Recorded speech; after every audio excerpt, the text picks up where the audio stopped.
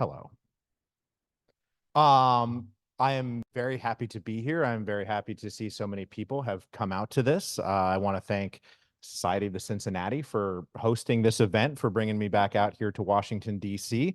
And if you haven't had a chance to check out the presentation that they have going on right now for the Marquis, it's fantastic because we are right in the middle, or we're right on the cusp of the 200th anniversary of Lafayette's return tour to the United States in 1824 and 1825, where he visited all 24 of the then existing states and, met with everybody and went everywhere. And so that we will be doing events starting in August of August of 2024, and then all the way into 2025, we'll be doing stuff. So wherever you are, there's probably going to be a Lafayette event coming through your neck of the woods because Lafayette literally went everywhere. So why do we continue to talk about the Marquis de Lafayette some 200 years later? Why does his life and legacy endure? And I think part of it has to do with the fact that when we look back at the Age of Revolution and the Age of Enlightenment, right, there are contradictions that were inherent in this period. There are sort of bright and light sides to these projects, and there are also dark sides to this project, things that we can be proud of and things that we're not so proud of. And I think that Lafayette represents a brighter side of the Age of Revolution and represents something closer to what we would like all of that to be and what we imagine ourselves to be.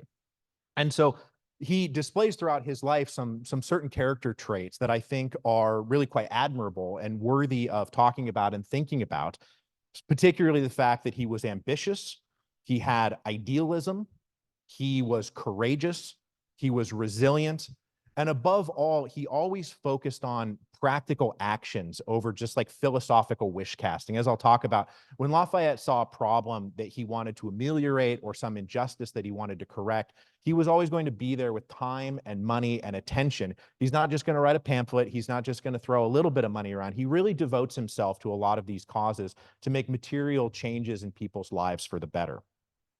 So I'll bump this up a little bit. There's young Lafayette, because there's going to be 3 phases of Lafayette tonight. And just to give you a little bit of background here, there is definitely a world where we have no idea who the Marquis de Lafayette is. He was born into enormous wealth and privilege, right? He is a French aristocrat. His father died when he was 2 years old. He becomes the Marquis de Lafayette at the age of 2, right? And so every room he is in, wherever he goes, he's the highest ranking person there. Although if you have ever been in a room with a toddler, the toddler is typically the highest ranking person in the room. So this isn't like the most unique and special thing about Lafayette, but it is a thing about Lafayette. Now, because he had no siblings, he's also the heir to both sides of his family's fortune. And his father died when he was 2. And then, one would have hoped that this inheritance wouldn't come through for decades. But unfortunately, when he is 12 years old, his mother also dies. And so now he has inherited extensive fortunes reaching out into 2 branches of his family. And it makes him quite literally, before he's a teenager, one of the richest men in France. A young Lafayette, though, wanted more than a life of easy privilege. He didn't want to die in obscurity. He wanted to be known.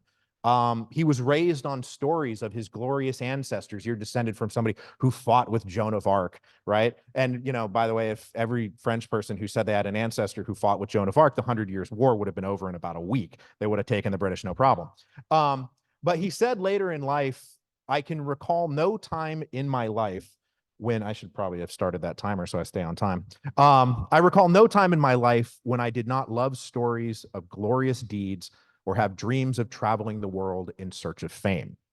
So we see him from a very young age marked by ambition, right? A desire to prove himself, to be renowned, to do great things and have people talk about him. Like he wanted to be famous, right? And never made any bones about it.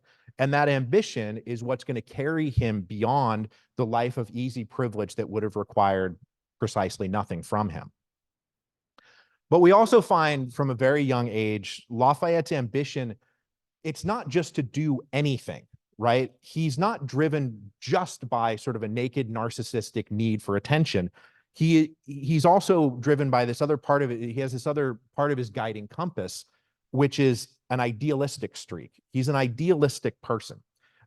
He's wherever he looks, if he sees a problem, he wants to sort of make it better. He wants to improve the world that he lives in. He's growing up in the age of enlightenment. Concepts of progress and improvement are really starting to sink in, and it's sinking into him. And so one of the concepts that's going to become really near and dear to his heart is this concept of liberty, right? This concept of freedom. We are now trying to free the individual. We're trying to free societies from these shackles that have sort of bound people for thousands and thousands of years. And when he was a young student, he was asked to write an essay. Everybody in the class had to write an essay. This is just a rhetorical exercise, and it was about the perfect horse, right? What it described the perfect horse. And Lafayette said that rather than focusing on like the horse's gait or the responsiveness to the rider or how fast the horse goes, he goes, I painted this perfect horse throwing onto the main street, its rider to the ground. This is the perfect horse. See you later. I'm going out into the fields. These same schools, right, were teaching this generation of school children, they were teaching them like Latin and Greek using Latin and Greek texts that highlighted Republican and democratic values. You're talking about like one of the archest monarchies in the world, and they're teaching them that Brutus is the good guy. And Camille Desmoulins, who is a future, like ardent Jacobin French revolutionary and an enemy of Lafayette, who went to school right around the corner from Lafayette, later said that the first Republicans who appeared in 1789 were young people who fed on the reading of Cicero in the colleges, were passionate about freedom. We were raised in the school of Rome and Athens and in the pride of the Republic. These are dangerous ideas that they're being taught out there. But unlike many of his brethren, Lafayette did not worship the names Cato and Brutus and Cicero, right? When he looked back on this whole period, he didn't want to emulate the Romans. His great hero was who? It was Vercingetorix. And if you remember from the history of Rome, I'm assuming some of you can remember from the history of Rome, that Vercingetorix led the last great Gallic resistance to Julius Caesar, right? So the end of the Gallic Wars is the defeat of Vercingetorix, which is a tragedy in Lafayette's conception, because he's from Auvergne in France, and Vercingetorix was of the Auvergne tribe. So there's this sort of like local patriotism that Lafayette has, but this is what he thinks about with liberty. It's freedom for individuals, it's freedom for people to resist encroachment, right? To resist people trying to impose themselves onto a free people. And that's his conception of liberty. So Lafayette being so young and being so rich, this makes him obviously the most eligible bachelor in France. Everybody wants to marry their daughter to Lafayette. And so the family that wins is the Noailles family. And they are probably the second most important family in France after the royal family. He is married to a young woman named Adrienne, who then will become his wife, and they have a long and fruitful marriage. And this brings him, however, into the inner circle of Versailles. Like Lafayette grew up out in sort of what would be the equivalent of the sticks. And then he gets brought to Paris by his mom as a young man, but now he's taking a whole other step and he's going up to Versailles, which is, if you've ever been to Versailles, this is an incredibly structured society. It's a scripted society of how you dress, how you act, how you move, what you wear. And Lafayette is very uncomfortable in this environment. He does not feel like he fits in. He finds a lot of these high aristocrats to be shallow and small-minded. He doesn't think they talk about anything interesting. And he winds up with this slowly creeping terror that he's going to wind up being a noble courtier for the rest of his life and never get to do anything interesting or worthy of fame or applause. So as he broods over this, we get to 1775. And in the summer of 1775, Lafayette is out on maneuvers in Metz, and the Duke of Gloucester, who is King George III's brother, King George III and the Duke of Gloucester hate each other. And Gloucester comes through and starts talking about the American rebellion in the colonies. And Lafayette's ears perked up, and he later says, "When I first learned of this quarrel, my heart was enlisted, and I thought of nothing but joining the colors." Because what Lafayette sees in the American Revolution and the American War is a chance to marry his ambition to his idealism, right? This is not just another war of dynastic jockeying between monarchs. This is a group of people who are fighting for liberty. They are fighting for freedom against, these oppressive, the oppressive British monarchy. And of course, not to make too fine a point of it too, this is an opportunity to go kill British people, which is in Lafayette's mind always a good thing. But there is a problem, right? This conflict between the colonies and the British Crown is an internal British affair. And if the French get involved in this, that's a naked declaration of war. And the French were coming off of a pretty humiliating defeat in the 7 Years' War just a few years earlier. So there is a little clique inside of French society who wants France to get involved in the American war. But they have to do it on the sly. They have to do it covertly. And Lafayette, who becomes interested in the American War, he's rich, he's well-connected, he kind of wants in on this. He gets brought in to this covert aid to the American cause. And he's like, yeah, I want to go. I want to fight in this thing. So he gets into contact. He's put into contact with Silas Deane, who has been convinced to start signing up French officers. And Lafayette is made a major general in the Continental Army. He is 19 years old. He has never served in battle. He has no experience whatsoever. And in fact, the only reason he was available for service in the American cause is because he was stricken from the active service roles in the French army when reformers in the general staff were like, we have to get rid of everybody who doesn't deserve their command.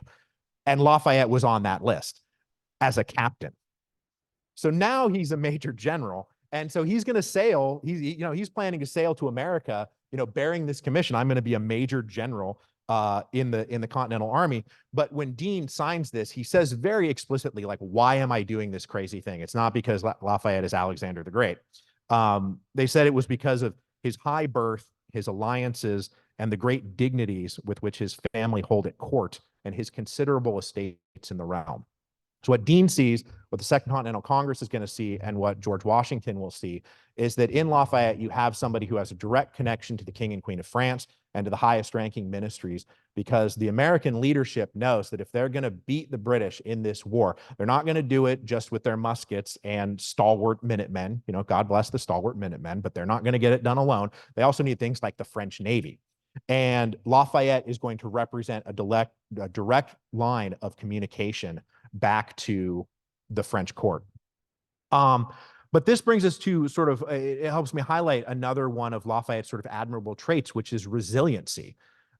He is not somebody who is ever going to stop trying to accomplish his goals just because roadblocks have been put in his way. He's not somebody who's got a lot of quit in him. He's in fact got no quit in him at all. And so his family and the French crown try to stop him from doing this, because remember, this could be a provocation to war. And when told he shouldn't go, when told he can't go, he just sort of on the sly used his own fortune to buy his own ship, got a couple of comrades together. They went down to Bordeaux. They dodged a couple of letters from the king and from his father-in-law, who was like, dude, what are you doing? You cannot do this. And they all got on the boat in April of 1777, and they sailed for America. But Lafayette is hardly unique in being a French officer trying to win glory for himself in the Americas. Lots of French officers, lots of mercenaries were showing up, saying, "Oh, we'll teach you rustic backwoods farmers how to run a war here." And in this same summer of 1777, that Lafayette is on his way to America, George Washington is actually writing these great letters, of which I am about to read to you excerpts from, complaining about all of these French officers. He wrote, "I have often mentioned to you the distress I am laid under by the application of French officers for commissions in our service. This evil, if I may call it so, is a growing one. They are coming in swarms from old France and the Caribbean." He also says, "You cannot conceive what a weight these kinds of people are upon the service, and upon me in particular. Few of them have any knowledge of the branches with which they profess to understand, and those that have are entirely useless as officers from their ignorance of the English language." So this is what Lafayette is walking into. Remember, him and Washington are about to become like best buds, and Washington is not interested. So when they show up in Philadelphia saying, like, we've got these pieces of paper that say we're officers, they nearly literally had the door slammed in their faces, right? They went to Hancock's house and Hancock was like, go talk to Morris. And they go to Morris's house and he's like, I'll find somebody who can speak French. And when that guy finally comes along, there's one of Lafayette's comrades who was in this little group, said that, you know, he came out and he called us scoundrels, but he swore at us in very good French, which is always impressive to French people. But then just a few days after that, letters from Silas Deane and also from Benjamin Franklin arrive saying, hey, look, there's this really rich marquis who's about to show up. He knows the king and queen. You should treat him differently. He's not bullshitting you like most French officers do that, but this one's not. He's for real. So please take him under your wing and please, for the love of God, make sure he doesn't die. So Lafayette is then foisted onto a somewhat, you know, chagrined Washington who's like, okay, I'll take this French teenager on. But then like a funny thing happens. And there's this famous story like early where Washington is, you know, they've got the Continental Army gathered and he's showing it to Lafayette. And, you know, Washington is somewhat sheepish about the look of the Continental Army. You know, guys don't have shoes, there's mismatched uniforms. And he's, you know, essentially says, I'm sure you're used to more impressive things back in Europe. And Lafayette says, I come here to learn, not to teach. And this is, I think, the first time a little light goes off in Washington's head that this one might, in fact, be different. And so that brings me to the great moment of truth in Lafayette's life, I think, the first time that all of his hopes and dreams and ambitions and idealism meet the reality of like warfare. And this is at the Battle of Brandywine, where Lafayette's only been in the Continental Army for a few weeks when Washington and the Continental Army are trying to protect Philadelphia from Howe coming up from the south. And they line themselves up, and the Continental Army gets outflanked by Cornwallis. And as this is happening, as these reports come in, we're being outflanked. Lafayette says, I want to go over there. I want to go to where the fighting is heaviest, right? He doesn't run away. He doesn't shrink. He doesn't say, let me stay in the tent. He says, I want to go to where the fighting is heaviest. When he does, he is urging the Continental line that is buckling to keep at it, to keep going. He is shot through the leg and wounded and keeps fighting. When they get the order to fall back, he then goes and holds a key bridge that is going to allow Continental soldiers to retreat in good order rather than be captured. And that's where Washington finds him, like wounded, guarding this bridge, trying to help a bunch of people that he barely knows. And this is, I think, another time that a little light goes off in Washington's head, saying to himself, this one might be different. Now, I've only got like 45 minutes to talk tonight, and I'm about 6 weeks into the American Revolution. So I am gonna motor through the rest of this, but just so we can establish, you know, after this, Lafayette and Washington do form a close bond. It is a unique thing. Everybody comments on it that sort of Lafayette could get away with things with Washington that other people couldn't. Washington really did have a very sort of paternal and friendly relationship with Lafayette that meant a lot to both of them. And we can like we can psychoanalyze the possible father-son relationship, you know, how deep it was. But certainly for the rest of his own life, Lafayette considers Washington to be his role model, even in late in life. He's always trying to emulate Washington, you know, wearing these essentially like a little band that says, like, what would George Washington do? And that is what is going to guide him through the rest of his life. So he serves in the American Revolution. He winds up going back to France. This is when he becomes the hero of two worlds. Those people who were making fun of him and didn't want to hang out with him when he was a nobody, now everybody loves him. The Queen's like, come hang out with me. When he goes to the theater, people are giving him a standing ovation, right? He's quite literally now one of the most famous people in France. And then when he goes back to America to start the war up again, because now there is a Franco-American alliance. Lafayette has been critical in securing this alliance. And when he goes back, he's there at West Point when Benedict Arnold's treason is uncovered. And then when they find out that Benedict Arnold has been given command of troops down in Virginia, Lafayette is the one who Washington sends to go deal with Arnold and basically tells him in so many words, you find Benedict Arnold, get a rope and a tree, and you hang him as soon as possible. And Lafayette says, okay, I'll do it. He did not get the chance to do it, but this is what puts him in position to be the one who forms the first line that is going to cordon off Cornwallis, who has decided to dig in at Yorktown. And so he's there for Yorktown. He's there for the end of the war. He's there for the celebration. And now he's in his early 20s. Every risk he's ever taken has paid off. Everything he's ever done has been a success. He's feted on both sides of the Atlantic, right? All he ever wanted to do was be famous, and he's there right now at the age of 24. But does he stop there? No, he doesn't stop there. He's going to use all of this momentum, right? Everything that he has sort of accomplished in the American Revolution, he wants to bring this back to France.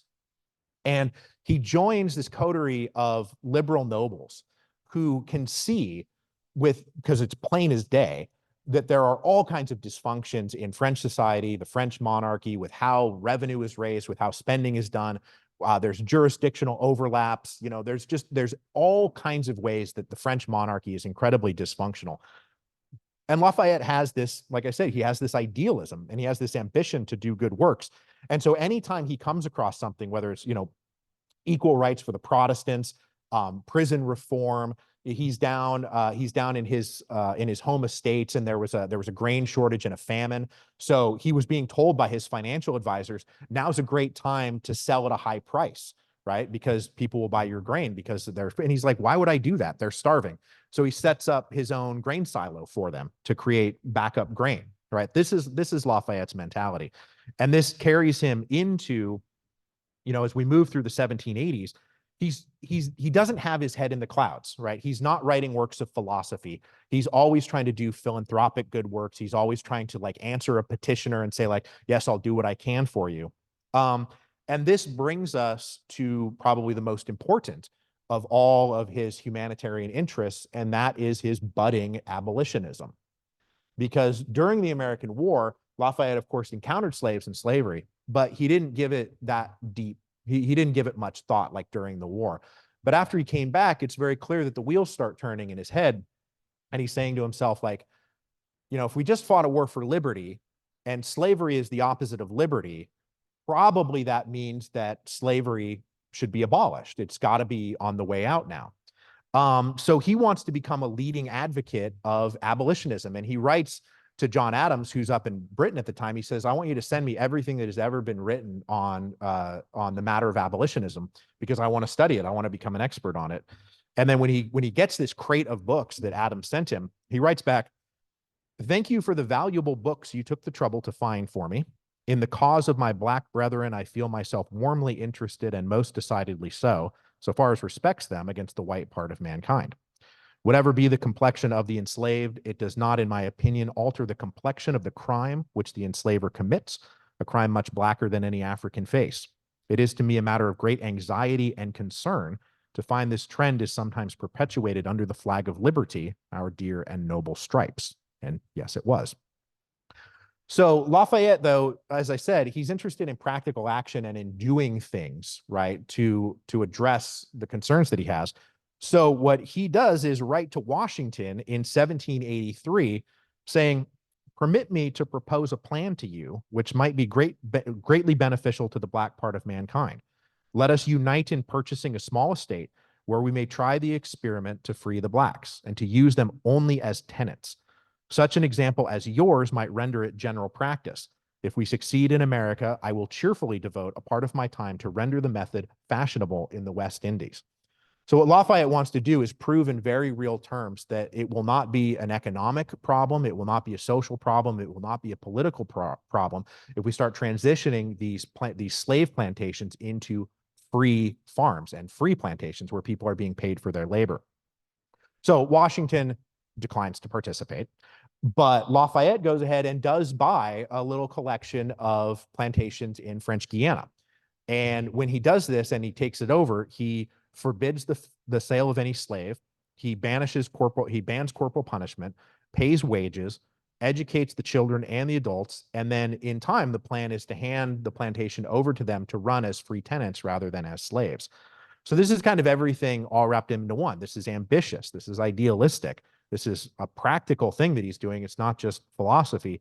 And it's also courageous. He is taking a stand here against the prevailing norms and attitudes of the day. And Lafayette, from this point, from 1783 on, is going to be a committed abolitionist for the rest of his life. But then 1789 comes along. And the French Revolution sort of takes over France, takes over him, takes over the attention of like the whole world. And I am not going to explain to you the French Revolution because we would be here for like, I don't know how long it was like 55 episodes, right? Was how long it took me to explain it in the show. But just succinctly, there was a financial crisis in the French monarchy that led to a political confrontation amongst the elite because the king needs revenue reform, i.e. tax reform. The elites in France say you can have your tax reform as long as you give us certain concessions. And then there's an elite confrontation that is taking place over this financial issue that takes place on top of a social crisis that is caused by an incredibly disrupted European climate, partly thanks to an Icelandic volcano that started going off earlier in the decade, which just ravaged French agriculture. Harvests are bad. There's freezing when there shouldn't be freezing. There are floods after that. There are crop failures. There's like a huge hailstorm at one point that knocks out a bunch of grain. And so in 1787 and 1788 and 1789, as this political conflict is happening, all of French society is like starving and freezing. And so this culminates in 1789. Lafayette is at the front of all of this, right? Every chance he gets, he's on the side of reform. He's on the side of pushing for more reform. He wants to be a part of every decision. He's pushing his way into every room that he possibly can. And then when the Estates General gets called in the spring of 1789, Lafayette is there as a delegate. And he has really fancy plans for himself. He's really gonna, this is where he's gonna make a new name. This is where he's gonna make a new name for himself, right? As a political leader and a social reformer, rather than just as a soldier back in the United States. And he does this on July the 11th, 1789. He gets up in front of what is then called the National Assembly and introduces the first draft of the Declaration of the Rights of Man and the Citizen, which he wrote after a helpful edit from his friend Thomas Jefferson, and is roughly, if you read it, it's modeled a lot. Like if you know the Bill of Rights, you know kind of everything worthwhile that is in the Declaration of Rights. This is freedom of the press, freedom of conscience, freedom of religion, all of these things. And so Lafayette is like, yes, this is it. I'm front page news. I've introduced this great document. I think this is going to be the charter of the revolution going forward. But he does this on July the 11th. And what happens on July the 14th? Yeah, the fall of the Bastille happened. And that pushed Lafayette off of the front page. But the fall of the Bastille does give Lafayette what does become his signature role in the French Revolution. We're in the French Revolution. What am I doing? There he is. This is perfect. That's Lafayette in what is his defining role, which is head of the National Guard. And the National Guard is a citizen militia that is meant to sort of supplant a lot of the security details that like the king's soldiers had been in charge of, because we don't want the king's soldiers policing us anymore. We want to police ourselves as free citizens. So this is the National Guard. And there's really nobody who was more perfectly suited for this job. Lafayette was wildly popular. He could be trusted. You know, his revolutionary bona fides were unimpeachable at this point. It's not like he was ever going to use these troops against the people. And then he actually had real military experience. He knew how to lead and train soldiers, how to equip them, how to dress them, right? How to make them look and feel like soldiers. And he designs the uniform. And in designing the uniform, like he's the one who takes the blue and red of Paris and the white of the Bourbon monarchy and make it the blue, white, and red. Like that's where that comes from.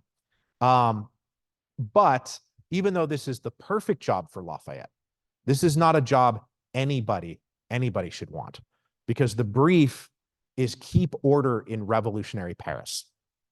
And I honestly, like, there's a lot of people who will knock Lafayette for like failing to keep order in revolutionary Paris, but it's like, what would you have done differently, right? Like, I am not sure that there's anybody who was going to successfully keep order in revolutionary Paris.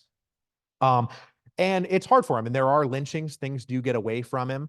In October of 1789, there's, you know, sort of what I actually consider to be the most important event of a year of incredibly important events. And that is the Women's March on Versailles, because there's still a social crisis. People are still starving. People are still freezing. And a group of, you know, thousands of women gathered in Paris one day, and they marched out to Versailles to go petition the king and queen for like a redress of all of their pain and suffering. And Lafayette can't stop this. He can't control it, but he can ride out there. And as he spends his whole night trying to make sure everything is settled, everybody, nobody's getting into Versailles, everything is fine. He at the break of dawn goes and gets a few minutes shut-eye, and in that time, somebody figures out that one of the gates had been left unlocked or was purposefully unlocked. We don't know. And the women go streaming into Versailles to maybe find and lynch the king and queen. So Lafayette runs in there. And I think that, Lafayette is somebody who is often present for history. He's often a part of history. But there's only a few times that he's really like the instrumental turning point of history. And I think that this is one of those moments in October of 1789, because it is because of him, his standing with the people, his own popularity, that when he manages to find the king and queen, make sure that they're safe, he brings Marie Antoinette out on the balcony. He pins a revolutionary cockade on her. He kisses her hand, signaling to the crowd, like, it's fine.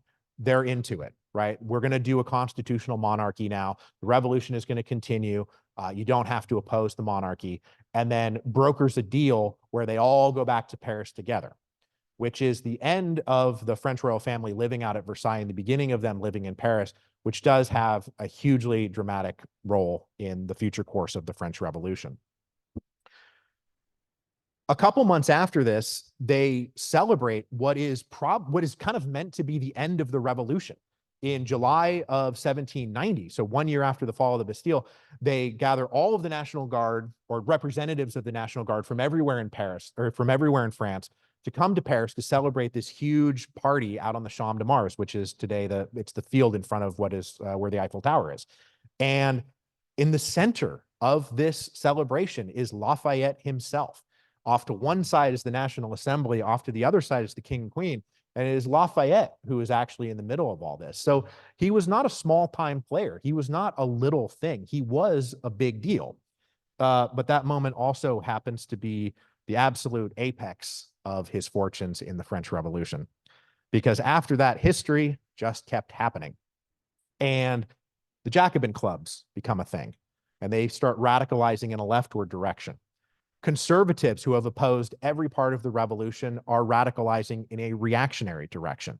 And Lafayette is now caught between these two forces.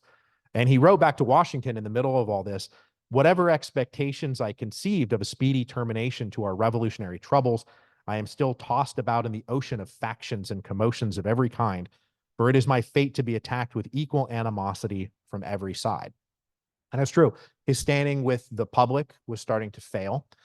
And then he himself runs into a fatal moment where after the flight to Varennes, there's a movement to force the overthrow of Louis XVI, and petitioners and protesters gather on the Champ de Mars. Martial law is declared. Lafayette goes in with the National Guard, and somebody, it's one of these, if you've listened to revolutions, this happens practically once a revolution. A bunch of people get together. Some of them are armed. Shots go off. Nobody knows who fired first. But the National Guard does shoot into the protesters, and probably at a minimum 50 people die. There's maybe more, maybe less, or not less, but there's probably at least 50. And this torches Lafayette's standing with the public. I don't personally believe that Lafayette went out there and ordered his troops to fire on the crowd, but he was in charge of it. He was responsible for what happened, and I think he needs to wear responsibility for what happened out there, and he did. And so shortly thereafter, he resigns from the National Guard, and people say, yeah, all right, it's time for you to go.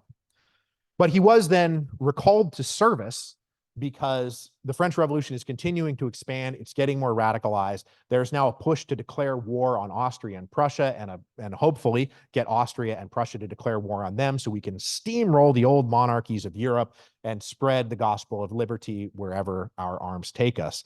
And Lafayette is recalled to serve as a general in this because there's really nobody left. All of the other officers who served in the French army have long since emigrated.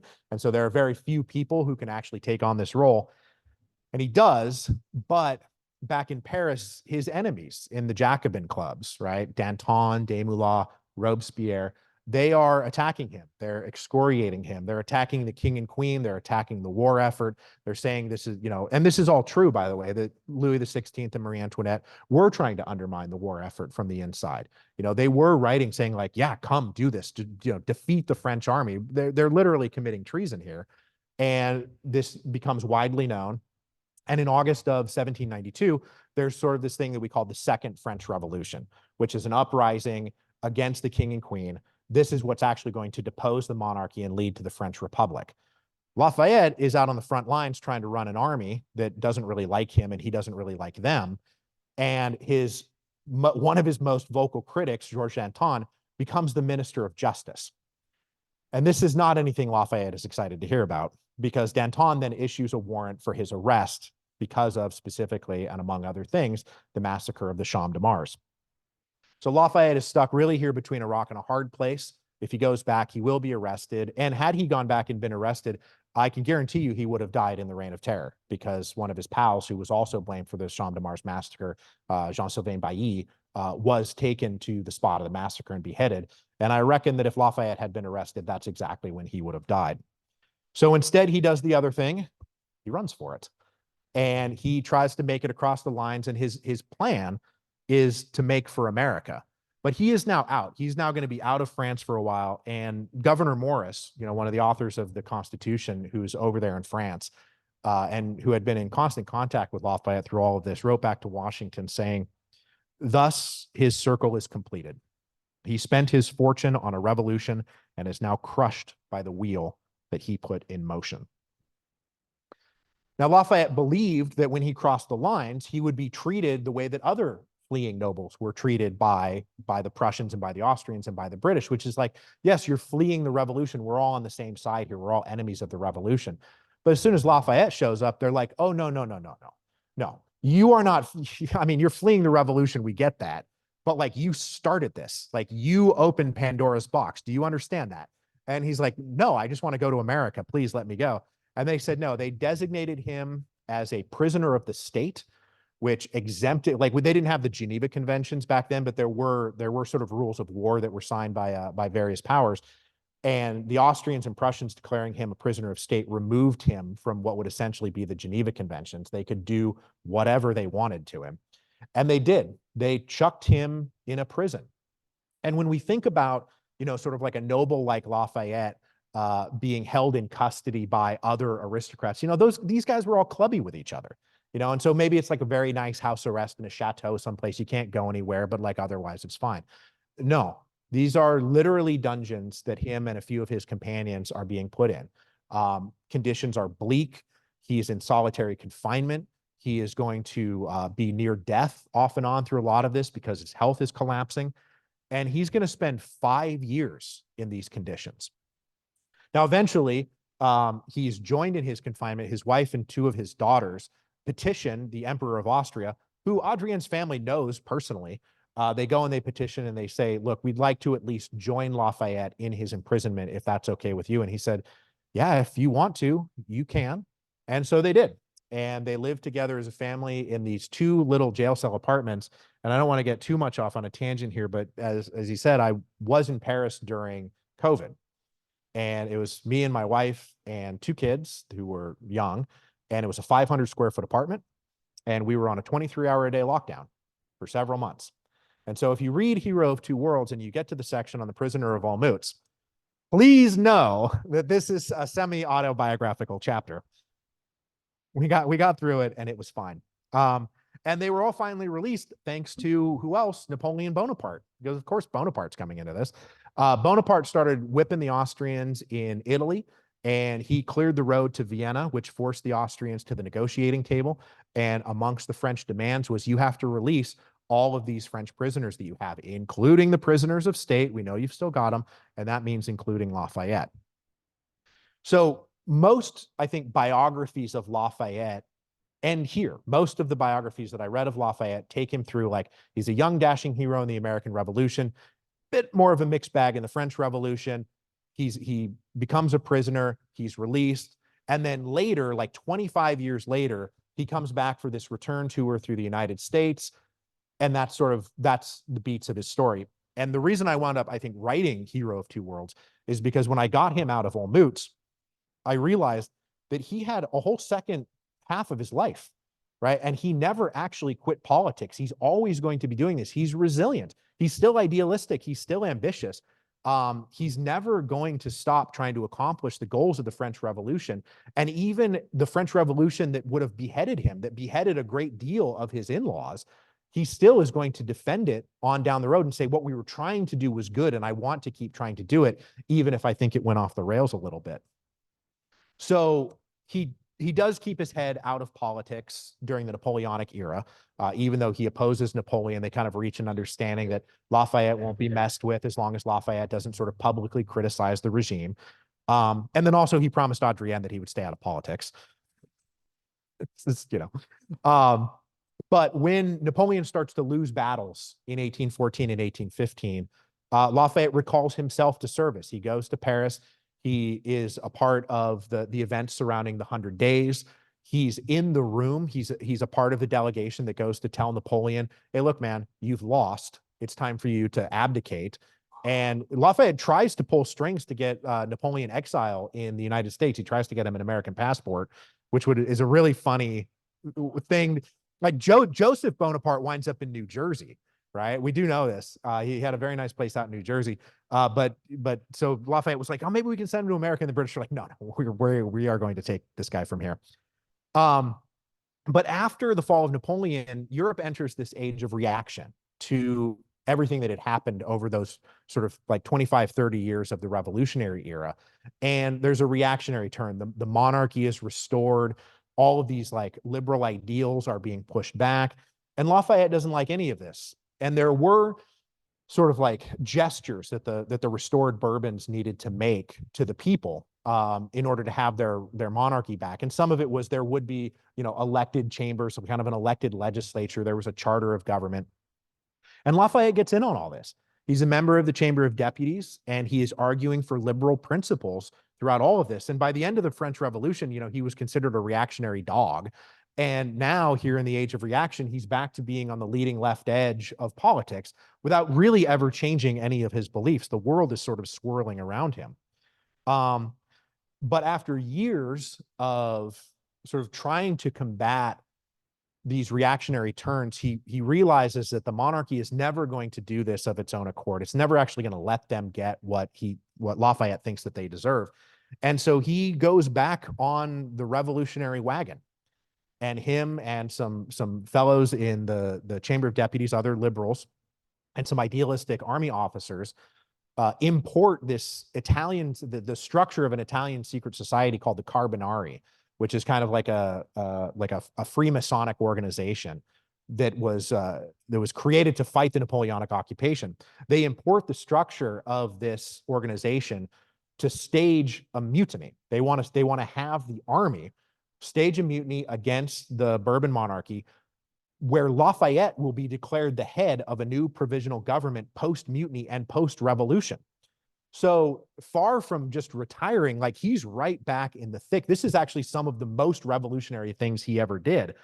But unfortunately, this is discovered at the last minute. It was set to go off New Year's of 1822. And Lafayette is in a carriage headed to the place where he's supposed to put on a uniform and declare himself head of the provisional government. When he gets word, the whole thing, our cover's been blown, it's off, you got it. And he's just like turns around and goes back to his chateau. And he's just like, what? I don't know what you guys are talking about. I didn't do anything. And it might surprise you to learn there's very little documentation about this, because I imagine there was a rather large bonfire papers after this mutiny was uncovered. But at this very moment, he gets a letter from President James Monroe saying, hey, we're coming up on the 50th anniversary of the American Revolution. We're going to be throwing some celebrations. You're the last surviving Major General of the Continental Army. Would you like to come over and be feted in a place that loves you? And Lafayette's looking around at this, this reactionary Europe, and he is like, I'm kind of about to be busted for this revolution that I just tried to stage. So yes, the United States sounds like a great place to go cool my heels for a little bit. And in 1824, he comes to America. And that's, as I said at the beginning, sort of this is a lot of why you're going to be hearing a lot about Lafayette over the next 15 months. because in 1824 and 1825, he spends like 15 months going around the whole country. He visits 24 different states. He is in big cities. He's in tiny hamlets. He is absolutely everywhere. He's north, south, east, west, right? He's out in St. Louis. He's in Boston. And it's why there are so many things named Lafayette in this country, because everywhere he goes, people are like, hey, we named a park after you. We named this building after you. We named this school after you. Oh yeah, well, we named a whole county after him. So this is why there's Lafayette this and Lafayette that everywhere. He's also visiting every luminary. You know, every prominent American wants to see Lafayette. He is an incredibly important figure in the American consciousness at this point, because when he comes back, this is 1824, and if you know a little bit about American political history, the election of 1824 was one of the most contentious elections in American history. And it pitted Andrew Jackson against John Quincy Adams against Henry Clay, and then William Crawford was also there. Okay, there, William Crawford, I mentioned you. But this is like the corrupt bargain where John Quincy Adams doesn't have enough electoral votes, and he manages to get Clay to throw his electoral votes, and then suddenly Clay becomes Secretary of State. And you're like, oh, I kind of see how this went. And John Quincy Adams is like, no, it wasn't like that. But it's hard to believe it wasn't like that. So anyway, so Lafayette is coming in here, though, as a unifying figure in this incredibly contentious election. Everybody loves Lafayette. In France, he became sort of hated by everybody for a little while, whereas in the United States, when he comes, everybody in every political faction comes to him. And his secretary wrote in an account of the tour that was published later, he says, the newspapers, which the evening before were furiously combating for their favorite candidate, now closed their columns on all party disputes and only gave admission to the unanimous expression of public joy and national gratitude. At the public dinners, instead of caustic toasts intended to throw ridicule and odium on some potent adversary, none were heard but toasts to the guest of the nation, around whom were amicably grouped the most violent of both parties. And so as Lafayette goes around, this is, we're 50 years on from the revolution. Most of the people who staged the revolution, like Jefferson's still around and Adams is still around, but they're about to die. We're dealing with the first generation of Americans who don't remember the American Revolution as something they actually lived through. The country is now an idea and an ideal that they all have to fight for, even as they fight against each other. And so every time Lafayette comes to town, he's very much like, we are one thing. You are one thing. Remember that you're one thing. I'm the nation's guest. I'm not the guest of the Jacksonians. I'm not the guest of the Adams people. I'm the guest of the nation. So then he finishes this up out at Bunker Hill, and the monument at Bunker Hill that you can go visit in Boston today. Like, he was there when that was erected. That's part of what kept him in America for so long. But then he needs to go back to France, and what he finds upon his return to France is that things are actually worse than ever. Louis XVIII has died. That was one of the brothers of Louis XVI, and brought to power the youngest of the three royal brothers, and that's King Charles X, who Lafayette has known practically his whole life. When I was talking at the beginning about how he was uncomfortable at Versailles as a teenager, another teenager who was there in all of his same classes, in all of these same parties, is the Comte d'Artois, who becomes King Charles X, right? This is how close Lafayette is to all of these people. He's not now acting against somebody who he doesn't know. He's acting against this guy who they've been sort of frenemies for like 50 years now. So Charles X is the archest of arch reactionaries. He wants to turn back everything that the revolution stood for. He wants to cancel anything that smacks of rights. He wants to shut down anything resembling, a constitution. And this sparks a liberal backlash that Lafayette joins. He becomes a part of the liberal opposition to King Charles X. And in July of 1830, there is an election that King Charles and his people get walloped. The liberals are coming. And so Charles does what any good, budding despot would do. He nullifies the elections. And he says, actually, this one doesn't count. We're going to do new elections. I'm paraphrasing, but this is almost literal, where only rich people can vote, because it used to be just rich people and some less rich people. And now it was going to be like just rich people. And also as a part of this, he's like, I'm going to cancel freedom of speech. I'm going to cancel freedom of the press. And they published this in the paper in July of 1830, essentially canceling freedom of speech in the press. And it's known as the Four Ordinances. And as soon as this happens, another revolution springs up in Paris. And this is the July Revolution. Now, at this point, you might think to yourself, well, Lafayette is 72 years old. And this is like the 1830s. Well, it's not like he's got much pep in his step left. How can he?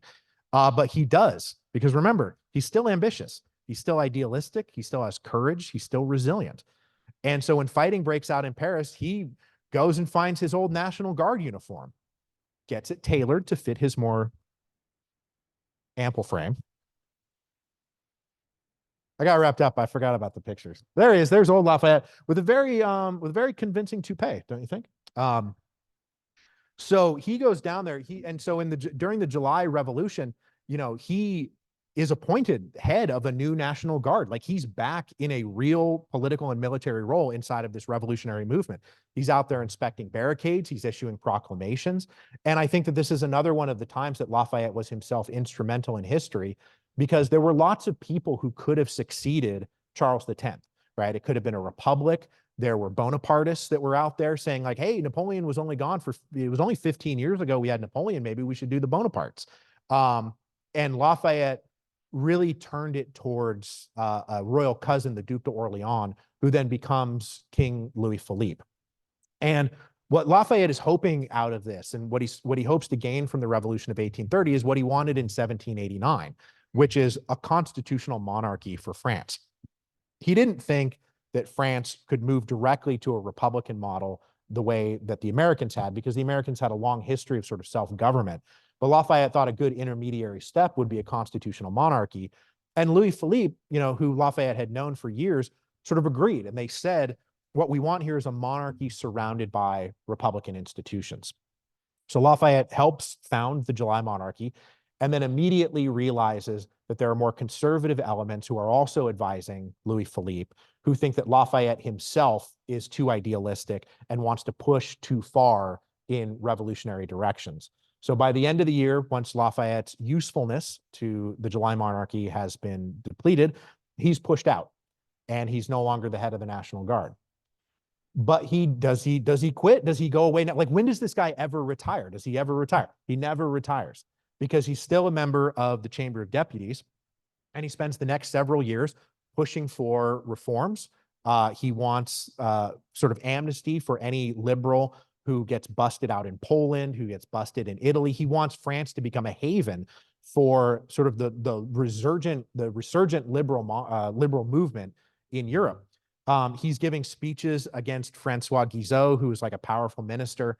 And there's this quote that I love from the book. I'm going to paraphrase it here, but Guizot's idea was that the best way to do policy was to do this thing called the juste milieu, which is to take this side and hew a course directly between the two, right? And Lafayette, even though he is sometimes considered a moderate or a centrist, right, this is never his conception of things. He thinks that you should have values. He thinks that there is truth and untruth. He thinks that some things are good and some things are bad, and you shouldn't take a good thing and a bad thing and try to do something in the middle.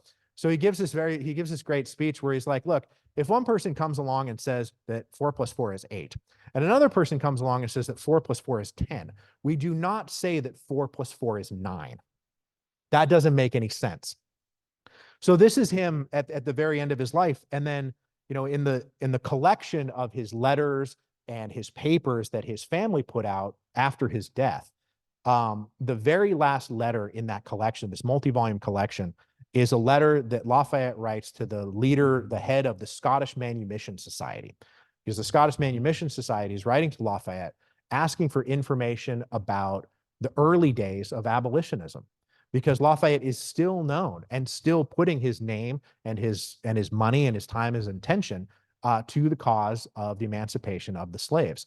And Lafayette then responds, because this has been a 50-year-long project for him. And in the course of this letter, he says, I'm meant to be giving a speech right now in the Chamber of Deputies, but unfortunately I've got this cold. I can't shake it. I'm not feeling great, so I can't do it. And then the very next thing is the death notice, that this is actually what killed him. And so what we see here is a guy who never retired, and even on his literal deathbed was still working towards the things that he had been working for his entire life. And so I'll wrap this up. There were lots and lots of eulogies that were written about Lafayette.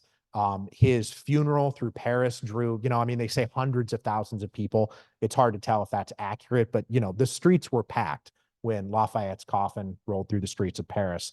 And so I will end here with a eulogy from John Quincy Adams, writing, who says that Lafayette discovered no new principles of politics or of morals. He invented nothing in science. He disclosed no new phenomenon in the laws of nature. It's like a little bit like, where are you going with this?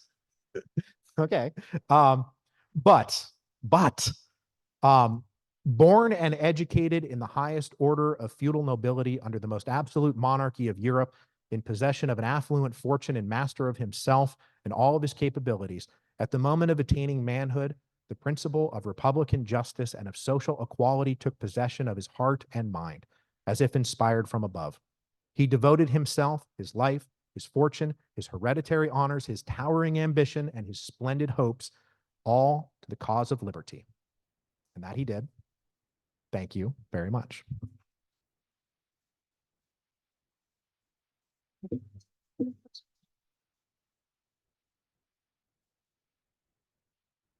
All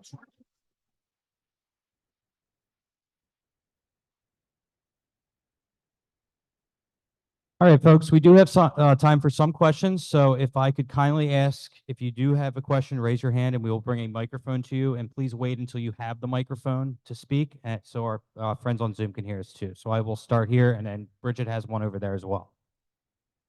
Hi, Mike. You say that you say that King Louis detested Lafayette in the same way that Washington loved him. Washington really trusted him. He trusted him in two big ways, and I'm curious why. He trusted him with the Barron Hill expedition, and certainly the attack, to go after Benedict Arnold in Virginia. He wasn't qualified for either one of those things. How much of that was really to sort of flatter the French and ultimately to bring the French into the war and to support Rochambeau, who was obviously going with him to Virginia? I mean, some of it was, but I do think that Lafayette's abilities as an officer can sometimes be underrated. Every time he got a command or an opportunity, well, except for Barron Hill, he kind of screwed that up. But he often does prove himself to be an effective officer. And Washington trusts him both for that reason and because when we get to like, what is the crux of the relationship between Washington and Lafayette? There's this moment where there's a group of officers. There's the Conway cabal, right? If you know about this, that is going to try to oust Washington from his command. And Lafayette hears about this. They try to recruit Lafayette into this cabal. And Lafayette goes straight to Washington and says, look, I'm gonna back you to the hilt. I will support you always and through everything. And so if they oust you, I will simply tell everyone that I'm taking my fortune and my connections back to France. And this endears Lafayette to Washington because Washington likes people who like Washington, and Washington likes people that he can trust. And I think that through this, Lafayette was somebody that he really did feel like he could trust. And Nathaniel Greene, Baron von Steuben, these other officers that Washington also felt that he could trust were vouching for Lafayette in terms of his service. And I don't think that, like, absent the debacle at Barron Hill, which he almost got captured, which was the first time he had an independent command. I think from there on out, through his service with the light infantry, certainly everything that happened down in Virginia, like, I think Lafayette's record in the American War is quite solid. I'm not in charge of who's next. Thank you. More of a comment than a question. No, I'm just kidding. Yeah, no, don't. No, two questions about the terror. Every time a billionaire behaves badly, people are posting pictures of the guillotine. And we have this image that the terror was, the victims of the terror were the aristocracy, that it was a way of just slicing the aristocracy, the useless rich off of society. But from listening to your series on the French Revolution, it sounds like it was mostly middle-class people who just found themselves standing to the right of whomever was operating the guillotine at the time. So where did this image of it being directed mostly against the aristocracy come from? And where can I go to get some really good demographics on who actually died in the terror? Oh, there's a book that I can't remember the name of right now. It was like a compendium almanac that I was using as a reference. That's where you would go. That's where I'm getting all of that stuff from. Because when you do like the official list of like victims of the Reign of Terror, there's like 15,000 nameable individuals. And then it's like, do we include the infernal columns in the Vendée? And that takes it up to like 50,000. And yeah, it's really true. And I think that this is true of, this happens in Russia too, where a lot of the victims of these political purges and the terror wind up being not just middle-class people, but like regular old peasants. People get thrown in for being, just for common thievery. There's just like regular criminals. And there is a moment that the Great Terror of 1794, after Robespierre really does, I think, have a nervous breakdown and go off the rails a little bit, where they are rounding up aristocrats because they are aristocrats. But that's the one time that it really happens. This is when the Noailles family all get fed to the guillotine. And before that, yeah, this is those terrors and those purges are a lot about revolutionary political factions settling scores with each other. It was something like that, but it was years ago, and I don't remember what it was called. But there is a book. Sir, in your book, you mentioned that Lafayette sent, or the family, he was not in charge at this point, his son, George, to live with George Washington for 2 years. Yes. Whatever happened to that son? To George? Yeah. Oh, George lives a long and happy life. Yay. Hooray. Hooray for George. Back in France, I assume. Yeah, back in France. Yeah, and George was on the tour with him.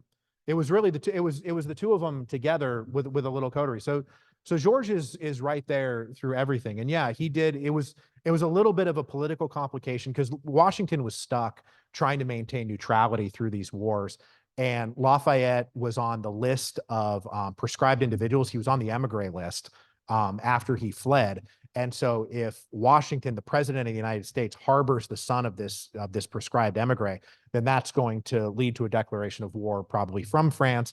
And so then the Lafayettes just send George because they are afraid that George is going to get killed by their political enemies.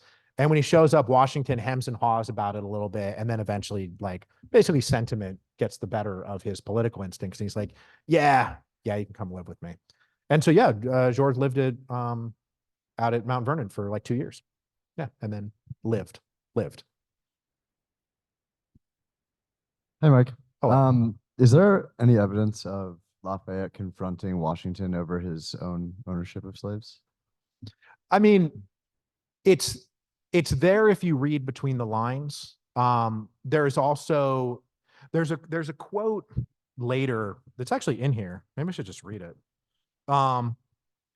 This is also from the tour. Lafayette, who, though perfectly understanding the disagreeable situation of American slave owners and respecting generally the motives which prevented them from rapidly advancing the definitive emancipation of the blacks, never missed an opportunity to defend the right which all men deserved. And so now he's at Madison's place.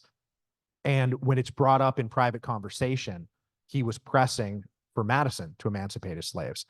And when he's talking to Washington, Washington is somebody, we know this about Washington's presidency, that his whole conception of being the first president was to set precedents that would carry forward, that whatever he did in office, however he carried himself, whatever he said, would become a model for future presidents. Washington was somebody who thought constantly about how he looked, how he moved, how he behaved, because he wanted to set an example, right? This is something that Washington is obsessed with. And so you can see it in the letter that Lafayette writes to him when he pitches the Guyana plantation.